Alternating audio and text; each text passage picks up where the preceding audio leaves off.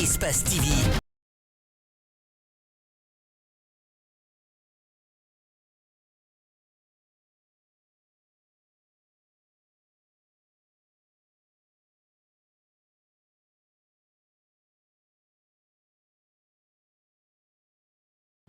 Merci d'être 19h45 pour vous mettre au bain de l'actualité sur Espace TV. Nous vous souhaitons la bienvenue. Et les titres du journal. La première édition du Congrès international de la Société guinéenne de médecine légale a débuté ce jeudi au chapiteau du Palais du Peuple avec le thème « Les violences sexuelles et la prévention des risques professionnels ». Il est question de pencher sur les perspectives contre les violences. Plus de précisions dans un instant. Le quartier Lansanaya dans la commune de Matoto s'est réveillé ce jeudi matin avec un soulèvement des femmes qui disent être spoliées d'une partie de leur marché. Elles promettent de ne pas abandonner et accusent un chef de quartier de complicité.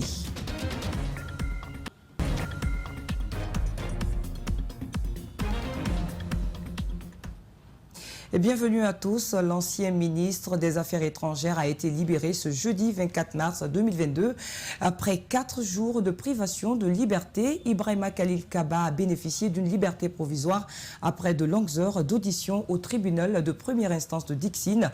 Le juge d'instruction a également réqualifié les charges d'atteinte à la vie privée et traitement non autorisé des données personnelles qui pesaient contre l'ex-chef de la diplomatie guinéenne, accusé d'avoir fait fuiter l'audio d'Alpha Condé.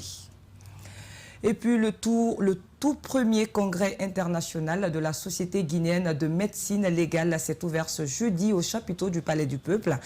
Pour cette première édition, le thème abordé est les violences sexuelles et les préventions des risques professionnels. Durant 2 jours, les congressistes venus de plusieurs pays d'Afrique échangeront sur des questions liées à ces phénomènes. Ensuite, poseront des perspectives contre les violences sexuelles et le harcèlement en milieu de travail. Ali Badra Kamara et Ibrahim Souri Kamara. Il est grand temps pour les médecins légistes de la Guinée de réunir des personnes ressources de plusieurs horizons d'Afrique pour faire la situation d'un phénomène qui monte en flèche. Ce sont des violences sexuelles et les accidents de travail qui occasionnent 450 décès à travers le monde.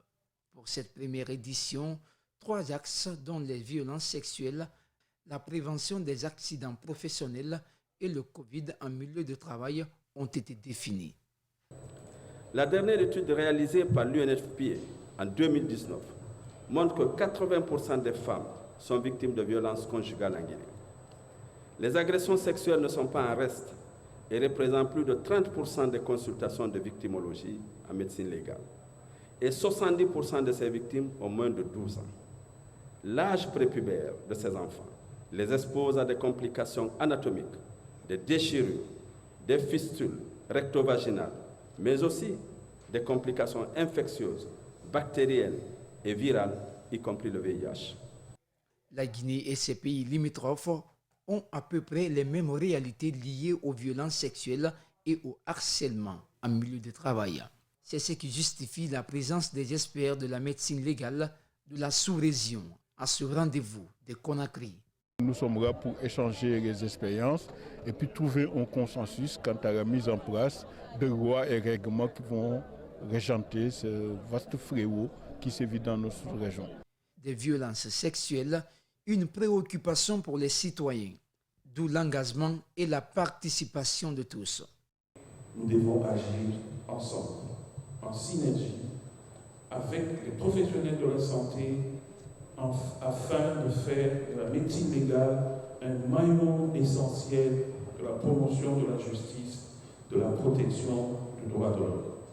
Le congrès prendra fin ce vendredi 25 mars 2022 et le ministère de la Santé et de l'Hygiène publique attend la proposition de véritables stratégies de lutte contre ces phénomènes. Est présent à la cérémonie, le président du Conseil national de la transition a pris l'engagement de porter au plus haut niveau le plaidoyer en faveur de la création d'un institut de la médecine légale en Guinée. Il est au micro de Ali Badra Kamara et Ibrahima Souri Kamara. Ça fait plus de 20 ans, le professeur Alpha Condé, du professeur Alpha Condé jusqu'au colonel Mamadi Doumbouya, en passant par les autres présidents de la Guinée, le plaidoyer est fait par le professeur Assamba pour que l'Institut médico-légal soit une réalité. Permettez-moi de vous dire, avec la volonté du colonel Mamadi Doumbouya, cette promesse sera une réalité pendant cette transition, parce qu'il attache un plus fort à la problématique de la protection des femmes et des filles dans notre pays. Nous parlons santé dans cette édition. En Guinée, la tuberculose est l'une des causes de mortalité dans les hôpitaux. Pour lutter efficacement contre la maladie, l'État guinéen a rendu sa prise en charge gratuite. Des centres de dépistage et de traitement ont été mis en place, en effet, mais les médecins conviennent qu'ils sont insuffisants au regard du taux élevé de personnes souffrant de cette maladie pulmonaire. Le reportage de Rosaline Goto-Monemou et Gabriel Kabak-Kamara. Ici, c'est le centre antituberculeux, si à la Carrière dans la commune de Matam. Sa vocation est la prise en charge des malades de la tuberculose, une maladie infectieuse qui touche principalement les poumons. Elle se transmet par voie aérienne. Dans ce centre, les cas diffèrent du moins au plus grave. C'est les cas de tuberculose sensible. Qu'on considère sensible les gens qui n'ont pas une tuberculose grave. Il y a aussi des gens qui ont non seulement la tuberculose et le VIH. Il y a aussi des cas de tuberculose grave. La sensibilisation, le test de dépistage et la vaccination chez les enfants sont entre autres quelques modes de prévention de la maladie. La tuberculose est une pathologie qui peut guérir en 6 mois si le traitement est correctement suivi, sans interruption. Dans le cas contraire, il faut craindre le pire. Une personne qui est atteinte de la tuberculose, d'abord, c'est un danger pour la population. S'il n'est pas diagnostiqué tôt et traité tôt, il peut continuer à transmettre la maladie à d'autres personnes. Il peut mourir aussi s'il n'est pas diagnostiqué tôt. Le traitement de la tuberculose est gratuit sur l'ensemble du territoire. Dans ce service, il y a des infirmières comme celle-ci qui veillent sur la prise correcte des médicaments. On leur fait prendre le médicament ici parce que le traitement doit être supervisé. Le centre antituberculeux de la Carrière existe depuis 2005. Il prend en charge les habitants de la commune de Matam. Ceux relevant des autres communes, une fois dépistés positifs à la maladie, sont référés dans des centres spécialisés se trouvant dans leur localité. Le médecin-chef du centre de Matam estime qu'il faut faire plus, augmenter le nombre de centres et faire intervenir les privés. L'ex-gouverneur de la Banque centrale de la République de Guinée a été inculpé et placé sous mandat de dépôt à la maison centrale de Koronti. Il lui est reproché de violation des règles de passation des marchés publics dans l'affaire Afinor, un raffineur belge. À date, un peu plus de 3 tonnes d'or restent avec l'opérateur selon un mémo présenté par l'ancien gouverneur du CNRD. Et cette quantité va-t-elle être mise à la disposition des nouvelles autorités ou sera-t-elle traduite en espèces? Les précisions dans ce commentaire de Gabriel Ba. Affaire Afinor, ex-gouverneur de la BCRG. Lucien Nabé doit sa détention une affaire de contrat de raffinage, de stockage et de vente d'or entre la BCRG et le raffineur belge qui a gelé les réserves d'or de la Guinée. En 2017, à la suite de la reprise des achats du minerai guinéen, il a été expédié à Afinor 12,6 tonnes d'or, soit 9,402 tonnes d'or, vendues et un stock restant de 3,139 tonnes. Le montant correspondant à la quantité vendue, selon le mémo adressé à la junte par Lucien Nabé, est de 40 millions de dollars. La quantité restante, c'est-à-dire les 3 tonnes, valent 200 milliards de francs guinéens. Un problème demeure, les nouvelles autorités n'ont pas accès à cette quantité et la délégation de la BCRG n'aurait pas été reçue par l'opérateur belge lors de sa récente visite. L'autre précision, il n'y a aucune possibilité de retourner la quantité des 3 tonnes, sauf si elle est traduite en espèces. 2 questions alors s'imposent. La Guinée aura-t-elle cette valeur monétaire? Le représentant d'Afinor est-il en Guinée? Des questions dont les réponses justifient la détention de l'ancien gouverneur de la Banque centrale. Le mariage Afinor-BCRG date d'il y a 7 ans. Avant 2015, l'exploitation minière artisanale ne correspondait pas aux normes internationales en vigueur. Des affineurs qui ont eu des relations avec la Guinée dans les années 90 n'ont pas voulu poursuivre ces relations. Alors, Afinor, en collaboration avec Mineral Care, un service compétent pour faire la traçabilité de la production locale, a été présenté à la Banque centrale. L'or a pu être raffiné et la BCRG a repris ses achats pour un profit de 145 milliards de francs guinéens avec une quantité de 2,214 tonnes d'or. Au cœur d'une affaire bouillonnante, les langues se délient dans la cité. Les nouvelles autorités, elles, continuent sur la dynamique de la moralisation de la vie publique. La démarche est-elle bonne? La question reste entière. Une matinée de panique totale ce jeudi à Lansanaya Barrage dans la commune de Matoto. Il s'agit des femmes qui ont été surprises de voir une grande partie de leur marché saccagé et barricadé par des inconnus. Elles ont alors pris d'assaut les rues contre les ventes de leur marché par des particuliers. Après de longs accrochages avec les forces de l'ordre, ces femmes promettent de ne pas reculer puisque c'est le seul marché du quartier. Elles accusent également un chef de quartier de complicité. André Mossi Milimono, Aboubakar Dine Kamara pour les détails. L'histoire commence lorsque tôt ce matin, des inconnus sont venus saccager, ensuite barricader cet espace, une partie du marché de Lansanaya. Les femmes du marché sortent alors manifester leur colère au bord de la route. Elles nous font savoir qu'une famille résidant dans le dit quartier revendique la propriété de cette grande partie du marché. Des arguments que ces femmes rejettent d'un revers de la main. Je n'ai jamais vu un marché privé sauf à Lansanaya Barrage ici. Lansanaya tellement que le marché qui est petit. Après on dit la seule partie qui est un peu grande, on dit que là-bas c'est pour quelqu'un. Puis, s'en est suivi de longs accrochages entre les manifestantes et les forces de l'ordre venues calmer la situation. Sous l'effet du gaz lacrymogène, ces femmes se disent victimes de violences. Lansanaya n'a jamais fait ça. Le corps habillé en pouvoir. Le corps habillé vient, il lance les gaz inutiles sur la population. Qu'est-ce que cela veut dire ça? Au moment des faits, aucune autorité locale, encore moins un responsable du marché n'est présent. D'ailleurs, les femmes les accusent de complicité dans la vente du marché, le chef de quartier en tête. Les femmes sont sorties pour aller voir le chef de quartier, ce qui s'est passé. Arrivé, nous avons trouvé sa femme devant la porte. Sa femme dit, en plein sous-sous. Est-ce qu'on peut signer un papier à Lansanaya sans l'avis du chef de quartier?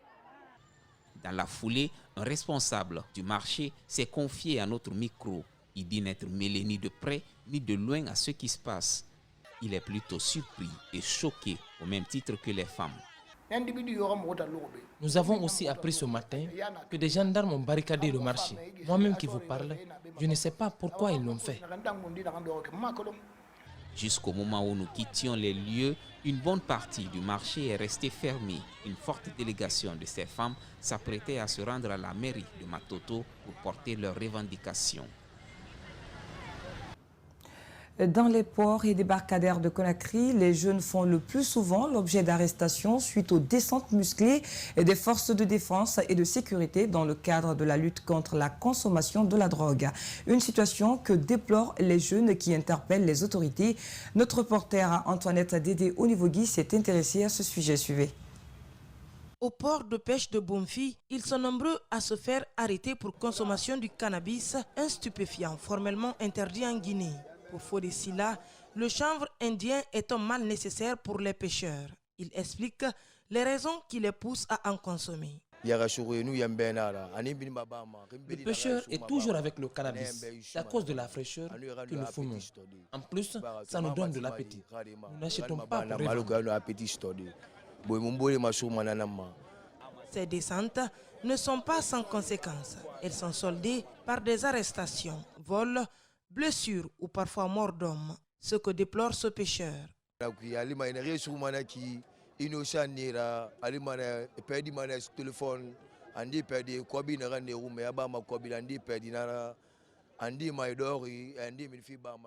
Parfois, ils arrêtent des innocents. D'autres ont perdu des téléphones, de l'argent, des objets de valeur. Et parfois même, il y a des blessures graves ou mort d'homme.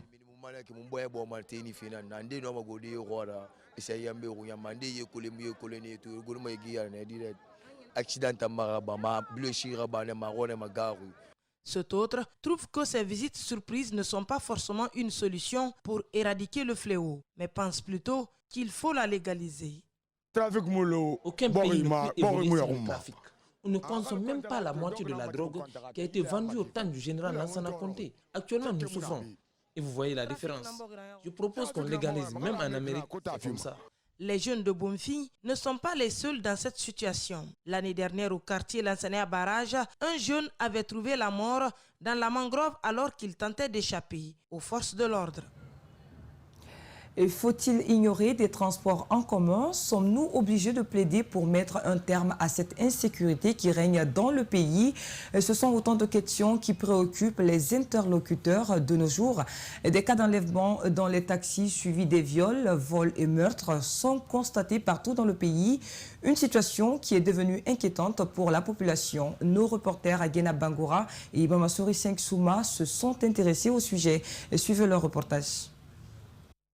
Pour kidnapper, voler ou tuer des citoyens, des bandits ont désormais une nouvelle méthode, celle de se faire passer pour des chauffeurs de taxi jaunes accompagnés de faux passagers qui sont en réalité des complices. Ces véhicules, les portières sont souvent verrouillées pour leur permettre d'atteindre leur objectif. Cette jeune journaliste en route pour le service mercredi dernier a échappé de justesse à un groupe de bandits. Elle raconte. Il y avait 3 personnes à bord, plus que le chauffeur 4. Il y avait un homme qui était assis devant, 2 autres derrière. Les 2 jeunes derrière, un est descendu, moi je suis montée. Quand je suis montée, je me suis assise entre eux. Ils avaient un regard suspect. Ils se regardaient d'une manière, ça m'a tiqué et puis je me suis mise à réciter tous les versets que je connaissais. Arrivé à Tomboulia, plaque, je voulais descendre là-bas. Je dis, il a fait comme s'il n'a pas entendu ce que je disais. Après, j'ai dit, maître, j'ai dit que je descends à Tombolia. Laisse-moi ici. Il continuait toujours. J'ai dit, maître, je vous dis de me laisser à Tombolia. Laissez-moi à Tombolia. Il s'est soudainement arrêté. Et puis, j'ai remis son argent et je suis descendu. Dans les rues de la capitale, il est difficile d'identifier les taxis. La preuve en est que, même sur les lignes, on voit des véhicules de toutes couleurs. Certains sont sans plaque. Hors caméra, ce premier interrogé pointe du doigt la police qui, selon lui, ne fait pas son travail. Mais qui doit être chauffeur et comment les véhicules sur les lignes sont-ils suivis? Ce syndicat qui a décidé de cacher son identité nous répond. Avec un enfant qui n'a même pas de l'âge de 18 ans, tu ne dois pas conduire. Chauffeur, il faut apprendre. Ce qu'on appelle un chauffeur, il faut apprendre à conduire. Tous les chauffeurs qui travaillent sur notre ligne, on les contrôle. L'inquiétude est grandissante. Existe-t-il en Guinée un mécanisme d'identification et de contrôle des taxis? Au ministère des Transports, nous essayons encore d'obtenir des réponses. Ainsi s'achève cette édition d'information réalisée par Malika Sangiana Kamara. Merci à tous de l'avoir suivi et les programmes continuent sur Espace TV. Bonsoir.